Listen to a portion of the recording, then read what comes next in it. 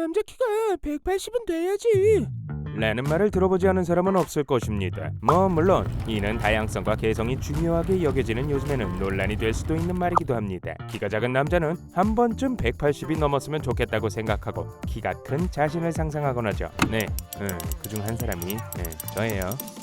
작은 키에 대한 컴플렉스가 심한 사람들은 사지 연장술을 받기에 이르기도 합니다. 이처럼 남성의 키는 상당히 중요하게 여겨지는 매력의 기준이에요. 그렇다면 왜 하필 180cm가 큰 남성의 기준이 된 것일까요? 이번 영상에서는 남자 키 180cm 기준이 언제부터 생겼는지, 그리고 남성의 키가 성적 선택에 미치는 영향을 집중적으로 알아보겠습니다.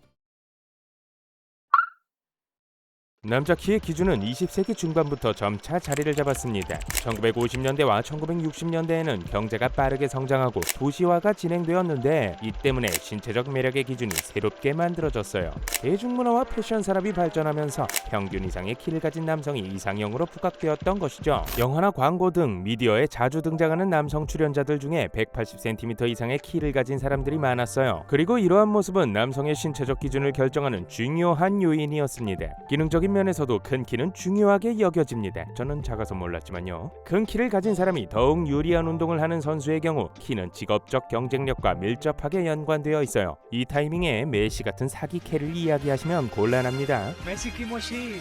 운동 외에도 큰 키는 호감을 주는 요인으로 작용합니다. 구직 과정에서도 키가 중요한 기준으로 작용한 것이 그에 대한 예시입니다. 구체적으로 일부 기업의 채용 과정에서 채용 후보의 키가 평가 기준에 포함이 되어 논란이 일기도 했습니다. 그리고 큰 키를 지녔다고 생각되는 이들은 보통 180cm 이상이었기 때문에 180cm가 큰 키의 기준으로 여겨지게 된 것이죠. 2009년 그 문제의 발언, KBS 프로그램 미녀들의 수다에서 한 출연자의 180cm 이하 남성은 루저다라는 발언이 등장했습니다. 키 작은 남자는 루저라고 생각합니다. 이후 180cm의 상징성은 더욱 커진 듯합니다. 이 발언은 여러 기사에 실릴 정도로 파장이 컸죠. 하지만 180cm 이상의 키를 가진 남성은 소수에 불과해요. 통계에 따르면 2020년대 초 한국 남성의 평균 키는 약 175.5예요. 180cm 이상의 키가 흔하지 않은 만큼 사람들은 더욱 180cm 이상의 키를 원하게 되곤 하죠. 저도요. 인간뿐 아니라 동물의 세계에서도 키는 중요한 성적 선택의 기준이에요. 동물의 경우 성별에 따라 신체적 차이가 뚜렷합니다. 일반적으로 수컷이 암컷보다 크죠. 그리고 큰 키와 덩치는 암컷에게 매력을 어필하는 데 큰 도움이 되는데, 큰 키와 덩치는 수컷의 건강과 유전적으로 우수한 정도를 나타내기 때문이죠. 한 연구에 따르면 실제로 많은 동물이 덩치가 큰 수컷과 짝을 이뤄요. 이는 자손의 생존 확률을 높이기 위한 전략입니다. 큰 키와 덩치를 가진 수컷은 짝짓기 경쟁에서 우위를 점하고, 그렇지 못한 수컷은 경쟁에서 도태되는 것은 자연의 이치로 여겨집니다.